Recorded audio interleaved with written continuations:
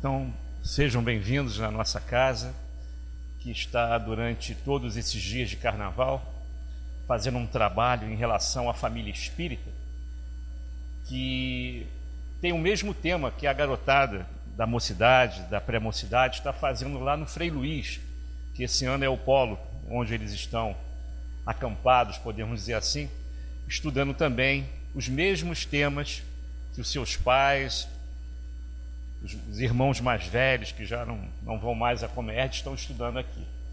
Esse é o nosso encontro estadual da família espírita, ENEF. E durante os 4 dias de carnaval, no período da tarde, das 13 horas até as 18 horas, estamos aqui trabalhando o Evangelho, levando o Evangelho aos corações de muitos que aqui chegam necessitados, porque é um período que nós vamos ver nesse trabalho que eu estou aprimorando a cada ano, ele não está completo ainda. É um trabalho que, segundo os amigos espirituais, ainda tem que ser mais trabalhado, mostrando, segundo a página que o Bruno acabou de ler, inclusive tem um trecho dessa página que nós vamos citar aqui, que é de Emmanuel, nos alertando sobre os excessos que ocorrem nesses 4 dias. E o trabalho que é realizado aqui e também na Comerc não é especificamente para encarnados. O nosso foco está no mundo espiritual, nos desencarnados desse período, que são muitos. A mídia é que não divulga, porque poderia até atrapalhar certas transações comerciais em relação ao turismo e etc. Mas nós sabemos que já desde há muito tempo o índice de suicídio, de assassinatos, acidentes sérios são muito grandes nesse período, devido aos excessos de toda a ordem, do álcool, do tóxico, ou seja, tudo que gera excesso e que tira a vida de um ser encarnado aqui na Terra. Então, a quantidade de amigos espirituais que estão chegando aqui é muito grande, é um pronto-socorro espiritual, e durante o nosso estudo nós vamos explicar melhor isso. Tudo que eu for falar aqui tem citações, vou mostrar os autores, a bibliografia, nada sou eu que estou falando, meu pensamento, tudo está baseado na doutrina e principalmente na obra de Manuel Filomeno de Miranda, que nós vamos mostrar aí, pelo lápis do Divaldo. E iremos começar por esse tema aí, a carne é fraca.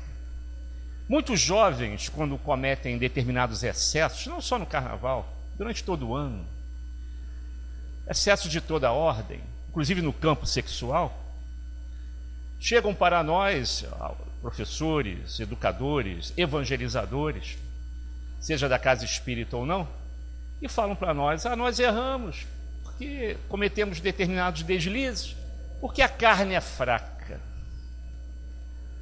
Mas quem é que raciocina? Quem é que tem o poder de dizer sim ou não? O poder decisório é o espírito ou é a carne?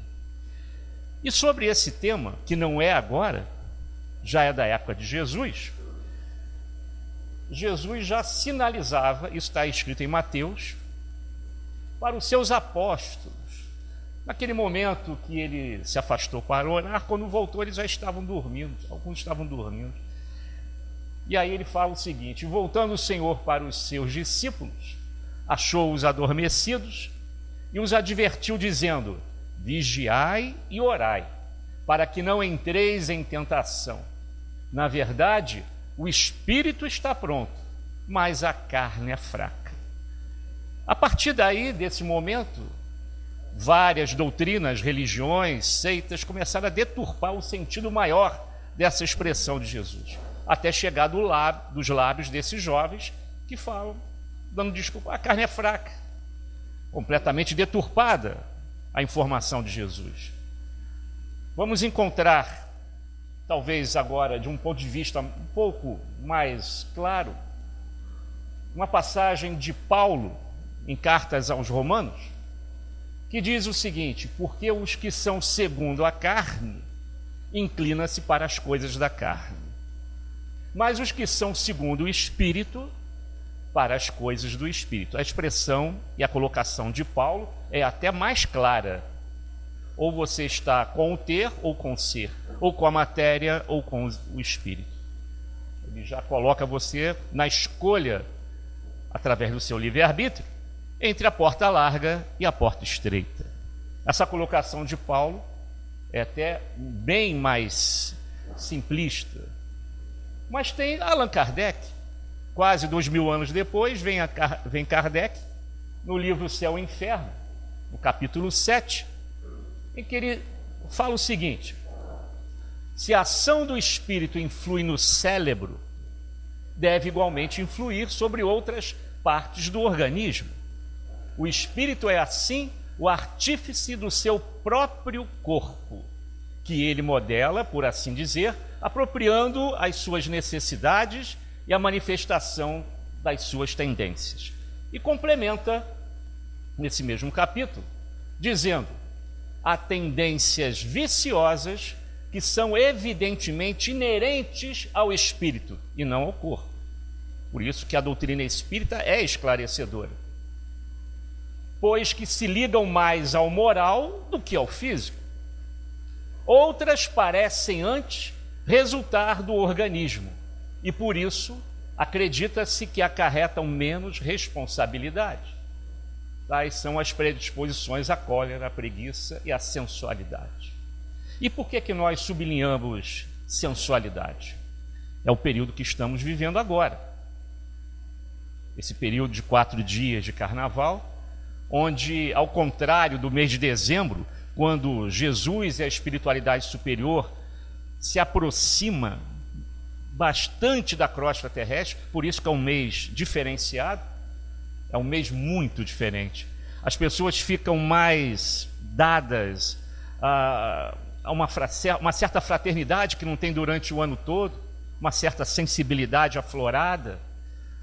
As pessoas se sentem melhor, o mês passa com uma leveza incrível, mesmo que muitos ainda pensem que tem que comprar o presente para A, B ou C, botar aquela mesa farta de alimentos para o Natal, se preocupando com as coisas materiais. Mesmo assim, dizem os amigos espirituais, pensamos em Jesus, e por isso a atmosfera mental, o nosso hálito mental, como chama André Luiz, se modifica e o ambiente fica mais leve, o ar mais leve para respirar. E conforme vai acabando esse período de dezembro, chegando o ano novo, a partir daí há uma troca de entidades espirituais nessa nossa atmosfera, construída pelos nossos próprios pensamentos, onde nós começamos a pensar em outro tipo de uma festa pagã tradicionalíssima, que nós vamos citar aqui. Eu aproveitei alguns slides que eu já tinha montado anteriormente, criei outros, aprimorei aquilo que nós já tínhamos trabalhado alguns anos atrás, aqui mesmo, e nós vamos ver que a composição do próprio verbete carnaval tem um sentido, segundo Bezerra de Menezes, no livro Nas Fronteiras da Loucura, que é esse livro que eu recomendo, é um livro clássico para ser lido no carnaval. Esse livro mostra o trabalho que Bezerra de Menezes, durante todo esse período, e antes até do carnaval, já começa a montar lá no Campo de Santana, lá no centro da cidade. É ali que está baseada todo o staff de Bezerra de Menezes para atender esses espíritos que desencarnam no carnaval.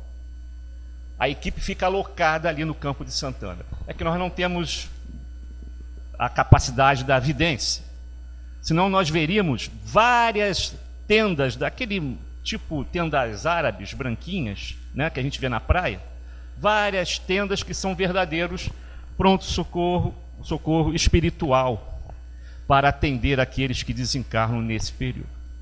E como ele se abastece de energia ectoplasmática? Através das Comerges, do ENEF, desse momento que estamos aqui, de outras casas espíritas. Por isso que a espiritualidade maior fala abertamente: é um crime manter uma casa espírita fechada no carnaval. E tem várias. Tem muitas. Podemos dizer quase a sua metade. Fecham as suas portas. É o período que a espiritualidade mais precisa do apoio de todos nós. Ah, mas eu não posso ir, eu programei uma viagem na minha casa de campo, de praia. Você pode estar onde estiver. Mentalize. Mentalize. Mas mantenha um plantão na sua casa espírita. Porque é dali da casa espírita, ou do nosso culto do lar, ou das nossas reuniões nas casas de amigos, onde quer que estejamos, serão criados dutos invisíveis que irão levar ectoplasma até o Campo de Santana, onde Bezerra de Menezes terá condições de trabalhar com aqueles que estão desencarnando, nossos irmãos que estão desencarnando nesse momento, ou para outro tipo de atendimento espiritual. Esse livro descreve tudo, inclusive tipos de auxílio, de resgate, que parece até ficção científica. Esse livro é da década de 80, se não me engano é de 82, mais atual do que nunca. E mostra, chama-se Nas Fronteiras da Loucura, de Manuel Filomeno de Miranda. E o verbete carnaval, segundo alguns historiadores e etimólogos, vem do início de cada uma dessas palavras. Carnaval, a carne de nada vale, ou carnevale, do latim. Carnevale. Isso não é de agora. Isso não é de agora. As origens do carnaval se dão até 10 mil anos antes de Cristo, quando os primeiros povos mais primitivos se transfiguravam, se travestiam de fantasias simbolizando verdadeiros demônios para espantar a má colheita, devido ao inverno rigoroso que se aproximava da Europa, o norte da Europa. Então eles se fantasiavam, rostos mascarados, corpos pintados, fantasiados de demônios, para tentar preservar uma boa colheita, ou que o inverno não fosse tão rigoroso. Isso nos povos mais primitivos. Então havia uma festa pagã para comemorar esse final do solstício de inverno. Mas os egípcios já comemoravam algo parecido para a deusa Ísis do touro Apis. Os gregos, nas festas lupercais, também faziam isso, simbolizando o renascer da natureza à volta da primavera. Cada tribo, cada região, cada nação tinha um simbolismo diferente. Mas num ponto todos concordavam: as grandes festas, como o carnaval de hoje, estão associadas a fenômenos astronômicos e ciclos naturais, como nós falamos, em relação ao solstício de inverno. Mas, lendo mais profundamente a história do carnaval, e Nas Fronteiras da Loucura, Manuel Filomeno de Miranda afirma que é verdade, as festas populares dos povos antigos se entregavam a prazeres coletivos em verdadeiras orgias. No caso mais sério e mais grave, em relação à falta de pudor total, se dava nas festas romanas, chamadas saturnárias, ou nas bacanárias gregas, que hoje parece até palavrão. Bacanal é um palavrão? Não, é do deus que nós vamos ver, um deus muito homenageado pelos gregos, que é o rei do vinho ou da vinha, Deus Baco. Mas as festas tinham um sentido de promiscuidade tal que hoje esse termo virou palavrão, devido a um costume de mais de 2000 anos atrás. Onde o termo carnevale era levado ao pé da letra. Lembram? Carnevale, carnaval, a carne de nada vale. E olha, tudo valia. Tudo era permitido. Quando eu digo tudo, é tudo mesmo.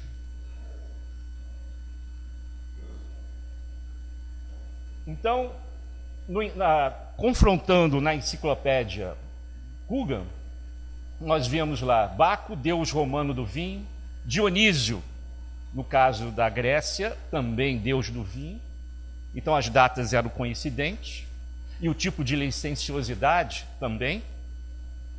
Encontramos no dicionário o termo bacanalha ou bacanal como festim dissoluto, devassidão, orgia, festa antiga em honra de Baco, onde tudo era permitido, porque a carne de nada vale. Carne vale. E veio o carnaval chegando, e parece que o processo, que no início tinha uma conotação folclórica, até cultural, de alguns imigrantes da Europa, parece que mudou completamente. Reencarnação desses espíritos que lá viveram, não sei. Por que mudou completamente? O sentido inocente, pueril, infantil e completamente sensível, como a gente vê hoje determinadas crianças iniciando no carnaval, na brincadeira do carnaval, naquela brincadeira inocente.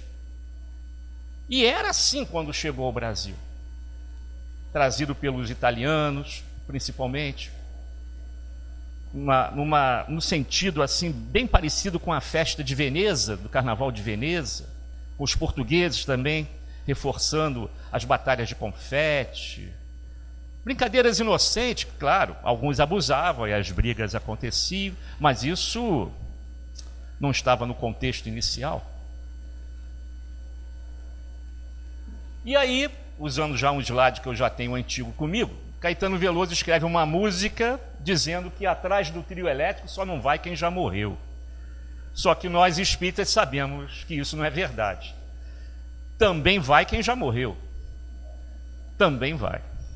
Aliás, vocês na rua, vendo assim um bloquinho de 100 pessoas, e bloquinho michuruca, 50, 100 pessoas, 3 vezes mais a população de espíritos estão ali, interagindo ali. Com antecedência, eles já esfregam as mãos, os desencarnados, aguardando a chegada do carnaval.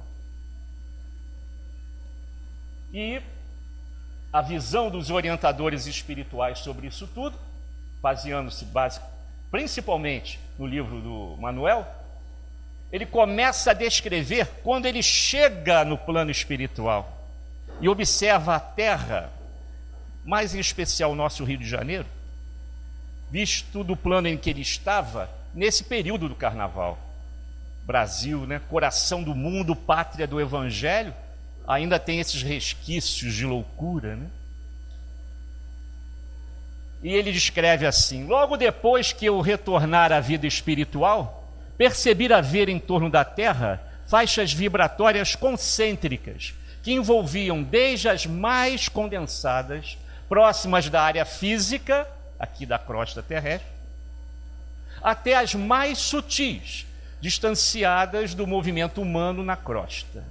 São vitalizadas pelas sucessivas ondas mentais dos habitantes do planeta que, de alguma forma, sofrem-lhes a condensação perniciosa. Isso visto do plano espiritual.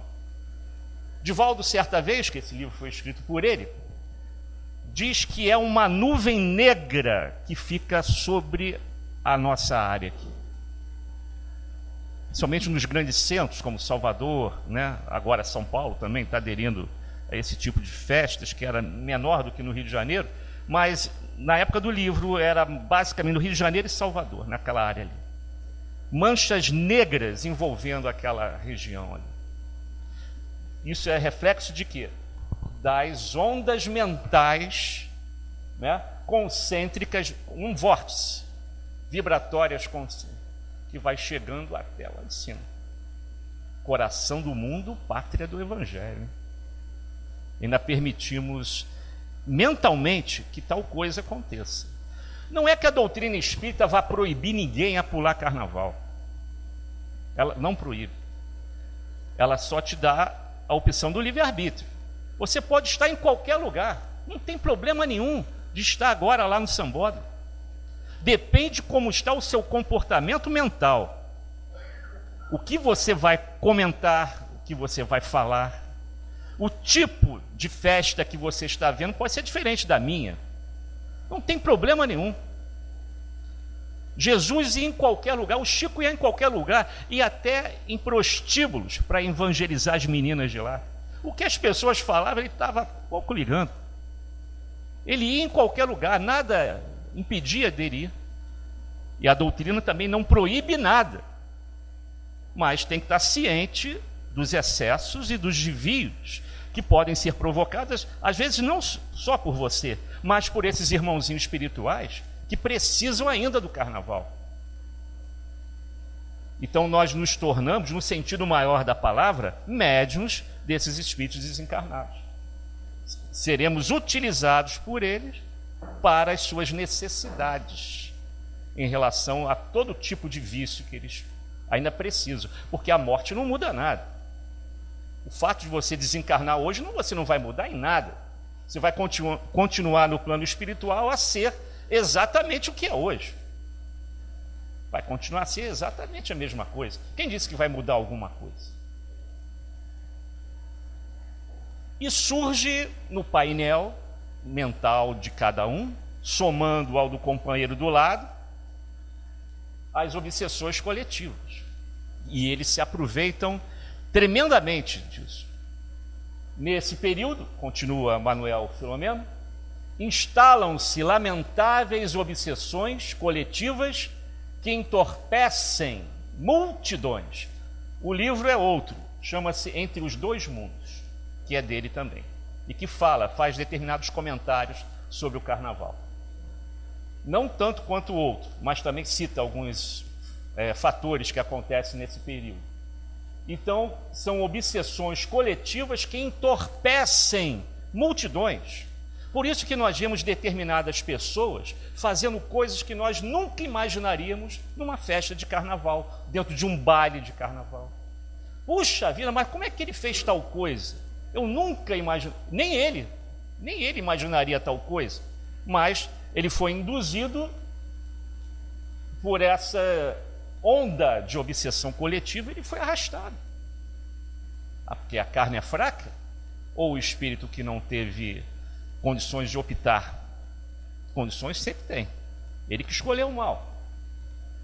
Que dizimam existências, alucinam valiosos indivíduos que se vinculam a formosos projetos dignificadores. E há a justificativa do evento pelos nossos dirigentes, governantes, prefeitos. Há uma justificativa para o carnaval. É o momento em que nós vamos descarregar as nossas tensões. Todos precisam 4 dias, 3 dias de carnaval para despejar, as suas tensões, os seus recalques. Colocar para fora os seus recalques. Vamos usar o carnaval, sem dizer do lado financeiro, turístico. Aliás, poucos sabem, ou alguns já devem saber, como é feita a proposta turística do carnaval na Europa. É venda de sexo. Não é de cultura popular. É o sexo fácil. Venham para o Brasil aproveitar desses momentos. Porque tudo é permitido, é carnevale. A carne de nada vale, ninguém vai ser preso. Pode vir, colocar as suas fantasias, seus recalques, tudo para fora, suas desilusões. E o sexo é livre, é vendido assim na Europa. Isso, pelo menos os meus primos falam isso. E eles acreditam nisso, quer dizer, eles vendem essa proposta na necessidade de descarregar as tensões, os recalques, segundo alguns estudiosos do comportamento e da psique. E em relação à população invisível, como é que ela vê o carnaval? Vamos agora nos posicionar em relação aos espíritos inferiores, que buscam as sensações que eles necessitam, necessidades até quase materiais, que eles buscam e precisam através de cada um daqueles membros que estão cometendo os excessos que estão cometendo os excessos. E alguns ocorrendo exatamente nesse momento. Então ele lista aqui uma série, faz uma lista de alguns itens, como esse. A população invisível, ao olhar humano, era acentuadamente maior que a dos encarnados. Como eu falei dos blocos, né?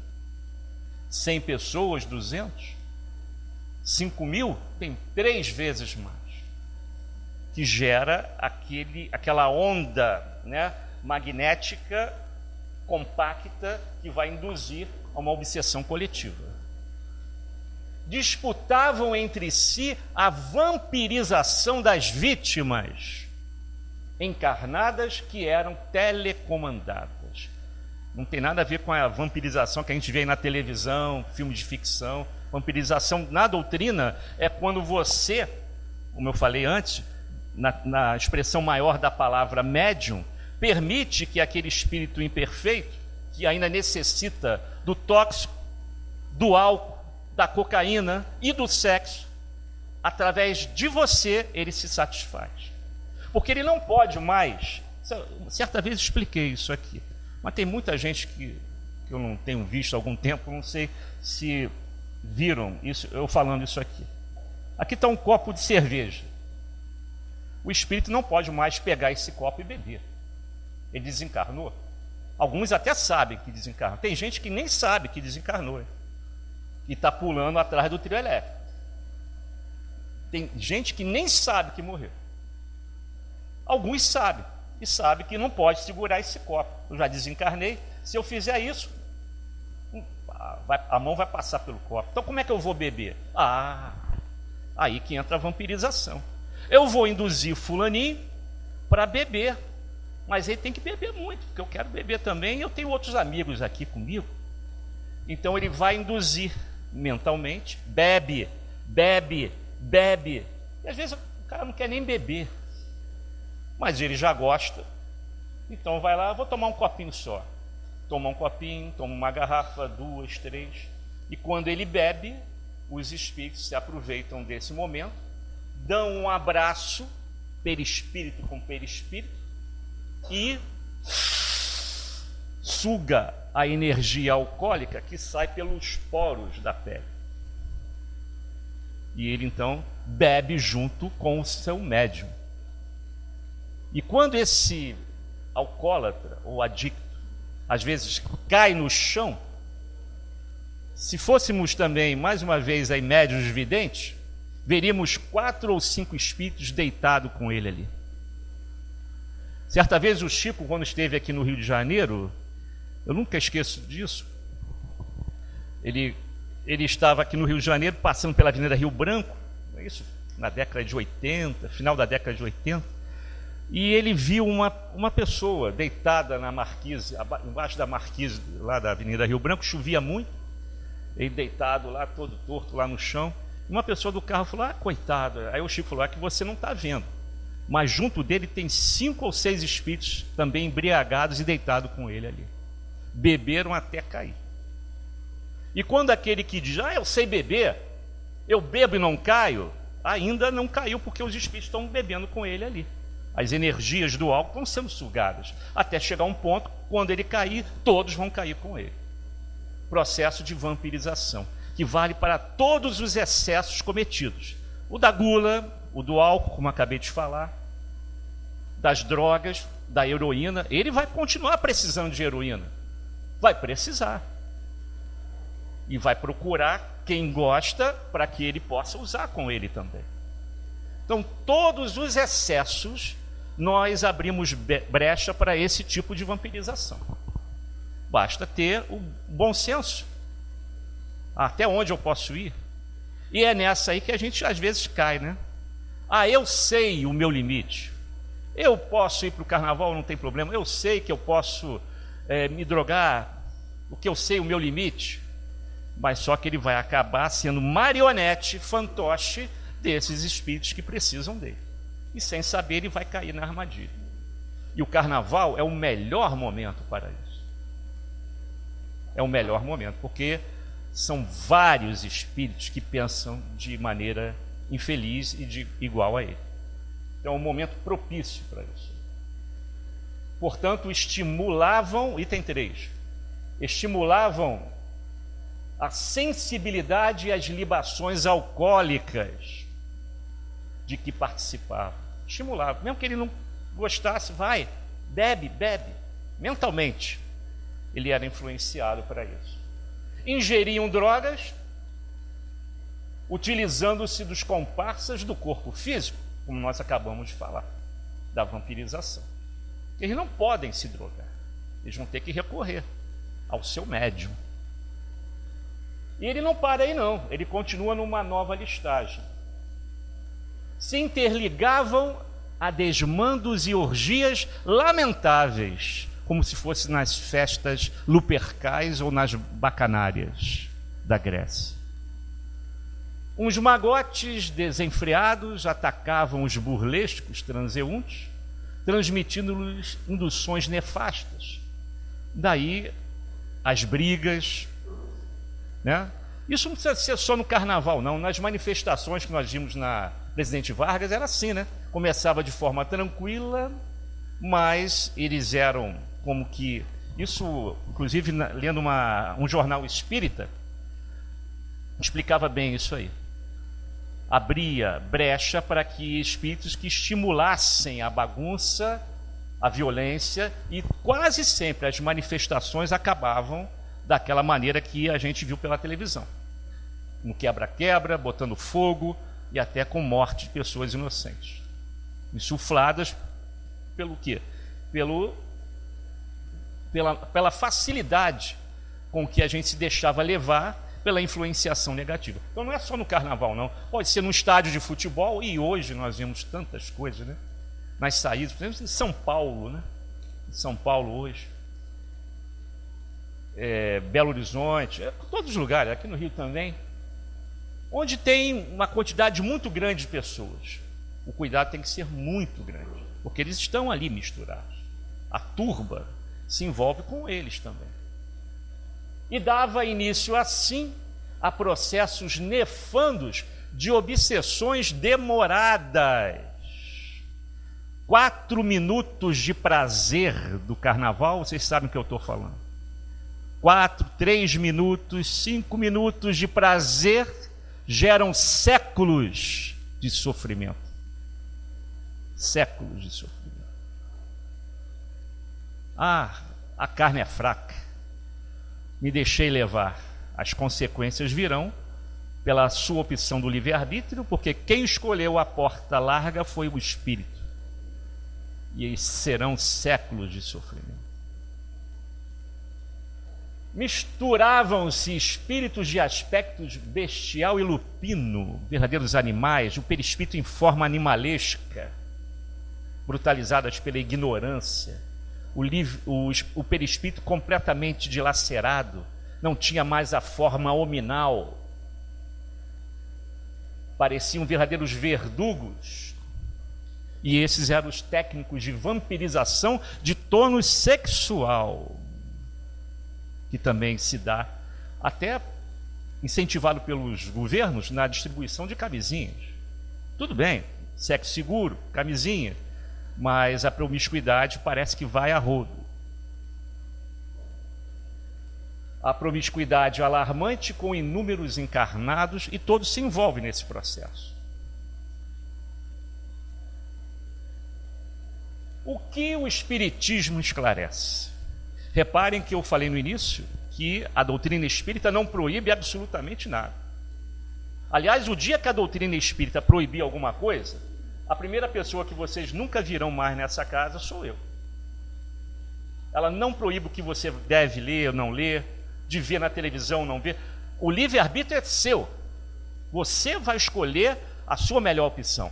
E como nós somos já bem conhecidos, nós da Terra, já somos bem conhecidos pelas péssimas opções do livre-arbítrio, por isso que nós estamos na Terra, planeta de provas e expiações, de espíritos imperfeitos como nós, ou como diz Emmanuel, verdadeiras crianças espirituais ainda, em processo de desenvolvimento. Então ainda erramos. Mas eu acredito, sinceramente, que nós já chegamos numa fase, nós que estamos nessa sala aqui, Nós erramos sim, porque somos crianças espirituais. Erramos por ignorância, porque não sabemos a consequência de uma palavra mal colocada, de um gesto impensado. Isso machuca as pessoas. Machuca muito, mas nós somos ignorantes ainda, crianças nesse sentido, e não percebemos que ferimos o irmão. Mas ninguém erra mais aqui por prazer. Ninguém faz o mal hoje por prazer. Isso nós já conseguimos vencer. Erramos porque somos crianças, espiritualmente falando. E somos ignorantes, sim, como qualquer criancinha. Não sabe da consequência que vai acontecer se empurrar esse copo caindo aqui, poderá se cortar. Mas para fazer o mal com consciência, com aquela matemática precisa das consequências, não.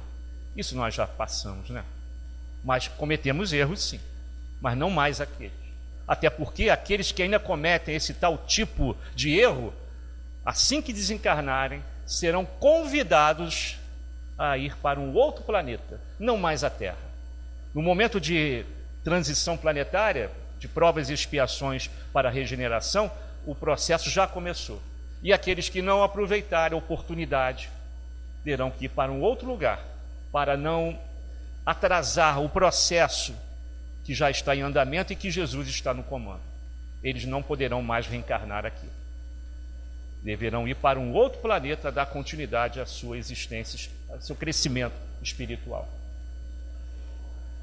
E um companheiro nosso lá de Ribeirão Preto colocou algum tempo atrás no seu site sobre o carnaval que o pensamento altera o meio e atrai pensamentos semelhantes.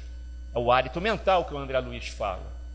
Então, vamos atrair para nós espíritos que pensam como nós, que têm o mesmo gosto que a gente tem.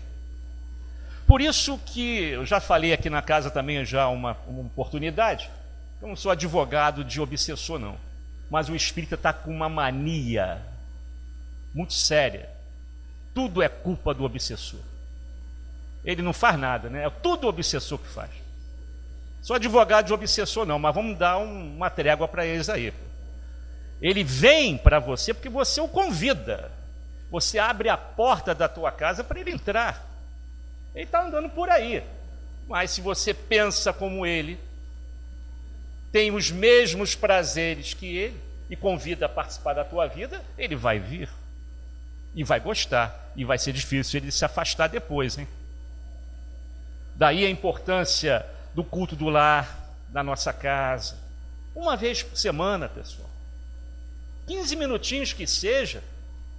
Vamos falar de Jesus, vamos proteger o nosso lar, a nossa casa. Levar esse amparo que tem aqui na casa espírita para a nossa casa também.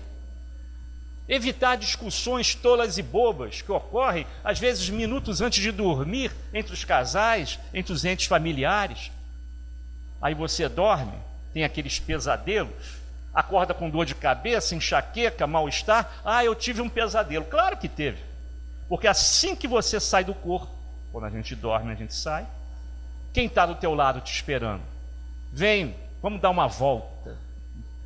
Aí você nem sabe para onde vai, mas você o convidou. Os programas que a gente vê na televisão minutos antes de dormir, a péssima leitura, as discussões, como eu falei, tudo isso faz com que quando o espírito sai do corpo, seja convidado, quase que arrebatado, né, pelo espírito que está ao teu lado, desejoso de dar uma voltinha contigo. E aí vêm as complicações. Tudo pelo pensamento. Um verdadeiro imã magnético que vai atrair ou repelir. Não sei, se o pensamento é bom, só vai ter espíritos amigos. Ficasse ao lado do Chico, o perfume de Sheila envolvendo o ambiente, você saía levitando dali, porque você tinha certeza que ele estava cercado de amigos espirituais. E tem determinados lugares que a gente vai, a gente quer sair de lá rapidinho. A gente se sente pesado, nós não andamos, nos arrastamos naquele local, nos sentimos mal, ânsia de vômito, dor de cabeça, porque o ambiente espiritual daquele lugar ou daquela casa não é dos melhores. E você, já mais sensível, percebe tal coisa e quer sair dali rapidinho. E as consequências nefastas? Consequências disso até que a gente comentou agora. Os resquícios dos 3 ou 4 dias de carnaval. Quais seriam as consequências? Moléstias graves se instalam em oportunidades, como essas que a gente falou aqui. Você poderia energeticamente estar protegido de uma doença chamada kármica, mas ela é potencializada pelas vibrações inferiores que você se vê inserido, e aí o processo é detonado e as doenças aparecem. Comportamentos morais se alteram sob o assodar dos apetites desmedidos, como aqueles que nós falamos. Puxa vida, nunca imaginei que fulano de tal ia ter tal comportamento no carnaval. Parece que ele se transfigura. E repito, não é só no carnaval. Antes do Engenhão fechar, eu tenho uma prova séria nessa encarnação, porque eu sou botafoguense. Então nós estamos passando por um sério problema em direção à 3ª divisão. Então eu levava o meu filho no Engenhão. De repente, era um jogo vagabundo, gente. Era um campeonato carioca, era um jogo vagabundo. Eu olho para o lado, não, esse não é meu filho, não. Meu filho em pé, gritando, falando todos os palavrões que eu nem conhecia, transfigurado, revoltado contra um juiz lá, um bandeirinha lá. Ah, não é possível, não é o Vinícius, não, cara. O cara estava, mas se transfigurou. Fiquei até com medo. Não, esse não é meu filho, não. Um jogo de futebol, cara. Falei, que é isso, rapaz? Eu vi ali um outro filho que eu não conhecia. E era uma diversão. Eu fui lá para brincar, para me divertir, para ver o Botafogo perder, porque perdeu mesmo. Perdeu de virada do Grêmio. Eu acho que era do Grêmio, Campeonato Brasileiro. Né? Perdeu de virada, tudo bem. Eu fui lá para ver perder mesmo, porque quem é botafoguense não pode esperar muita coisa, né? Aí, rapaz, que é isso? É o meu filho. Eu não conhecia aquele filho. E no carnaval as oportunidades também acontecem, né? Acontece.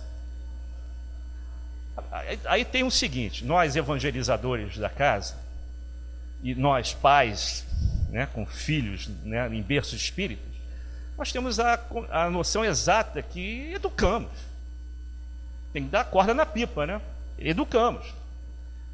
A opção é dele. Nós falamos até isso no ENEF, hoje ou ontem, não me lembro, foi ontem que nós falamos isso.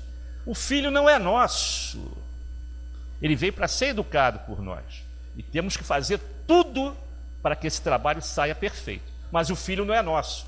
O meu filho, a minha filha, não. Eles são de Deus. Nos emprestou temporariamente para que a gente possa consertar os danos que cometemos lá atrás com eles. O caminho que nós desviamos, propositadamente, por algum interesse nosso, e prejudicamos aquele espírito. Então agora ele vem no meu lar. Por isso que falamos com a total segurança que o local mais difícil de ser espírita é dentro da nossa casa. É dentro do nosso lar. Ali não tem máscara não, hein, pessoal? Não adianta botar máscara de carnaval, de bom espírita, de bonzinho. Não, lá não tem máscara. Por isso que é o local mais difícil. Porque aqui eu posso estar enganando todo mundo aí. Mas lá em casa eu não engano ninguém não. Ele sabe quem é o Marcos. Ele sabe. Sossobros financeiros ficam em cobranças demoradas, dívidas por causa do carnaval. Eu vi na televisão, no RJTV, uma fantasia de 100 mil reais. E o cara economiza o ano todo para comprar aquela fantasia, para usar um dia ou dois. Um dia, talvez, né? Na escola de samba. Né? 100 mil reais. Homicídios 3 variados, suicídios alucinados. É que a mídia não divulga, senão assusta os turistas. É o período de maior índice de suicídio, é nesse período do carnaval. E de assassinatos, crimes com morte. Tá? Eles tentam segurar ao máximo, algumas coisas saem. Paradas cardíacas por excesso de movimento e exaustão. Alguns amigos nossos médicos que dão plantão, até o André Harter, né? Companheiro nosso, certa vez estava dando plantão assim que ele estava começando na área de medicina, ele estava lá na Barra, ele falou, quantos desencarnes por parada cardíaca, sabe por quê? O cara não dormia, saía de casa no sábado, só voltava na quarta, não voltava, porque na terça ele já estava morto. Não dormia e ficava acordado como? Tóxico, né? Cheirando alguma coisa, o coração não vai aguentar. Quantos desencarnam por causa disso? Dos excessos, né? Abuso de drogas, desencarne por abuso de drogas. O livro está repleto de casos assim. Inclusive tem um caso que na época a gente estava na mocidade aqui do Eurípides, né? E foi quando o livro saiu em 82, eu estava aqui na mocidade do Eurípides. E tem um caso de jovens que estavam indo em direção à rodoviária, em frente à Leopoldina, aquele rio que passa, é o mangue, né? Que passa ali. O carro se desgovernou, caiu lá dentro. E como a equipe de Bezerra trabalhou para resgatar aqueles jovens. Foi como se fosse uma rede magnética para tirar eles ali do carro, porque eles estavam imantados ali por causa das drogas, do álcool. Estavam presos ali. Então foi necessário uma rede magnética que envolvesse o perispírito dele para tirar eles dali. O livro é cheio de casos assim. Daí a gente dá o valor a essa equipe.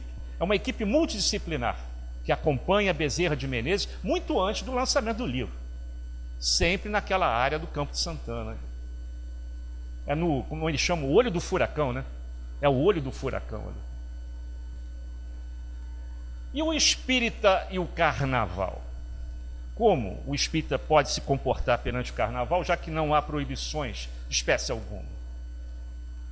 Muitos espíritas ingenuamente, isso é num site do Pedro Fagundes, eu botei Fagundes, mas é Fagundes Azevedo. O espírita e o carnaval. Muitos espíritas ingenuamente julgam que a participação nas festas de Momo, tão do agrado dos brasileiros, não acarreta nenhum mal à nossa integridade psicoespiritual. E de fato, concordamos, né? Não haveria prejuízo maior, porque a gente pode estar em qualquer lugar, depende da nossa sintonia. Não haveria prejuízo maior se todos pensassem, brincassem num clima sadio, como existia antigamente, como existia há muito tempo atrás. Porém, a realidade é bem diferente. É bem diferente. E depois que acaba o carnaval? De cada 10 casais que caem juntos na folia, 7 terminam a noite brigando. Ah, também você foi para onde? O que é que você foi buscar ali? Qual foi a tua intenção? Qual era o teu hálito mental durante aquele período onde você estava? Aí aparece cena de ciúme, intrigas e etc. Nesses mesmos 10 casais, posteriormente, 3 se transformam em adultério. Que de cada 10 pessoas, homens e mulheres, no carnaval, pelo menos 7 se submetem a coisas que abominam no seu dia a dia, como álcool e drogas. E uma estatística que não está aí, mas são 36 anos trabalhando na evangelização da casa. De cada 10 jovens da casa, 3 se perdem, não voltam no carnaval, não. De cada 10 jovens que estão na nossa evangelização e que dizem, eu sei o que posso fazer, eu sou consciente, eu sei, não voltam. Não voltam. Se perdem por aí. Ah, mas eu sei o que eu faço. A gente viu que realmente a carne é fraca. Alguns alegam até isso. A carne é fraca, eu me perdi. Carne vale. Opinião de Emmanuel, que está nessa página que vocês receberam, está sublinhada aí. Não fui eu que fiz essa página, não. Mas está aqui, foi a minha surpresa. A primeira frase sublinhada da página é essa que está ali. Coincidência não existe, né?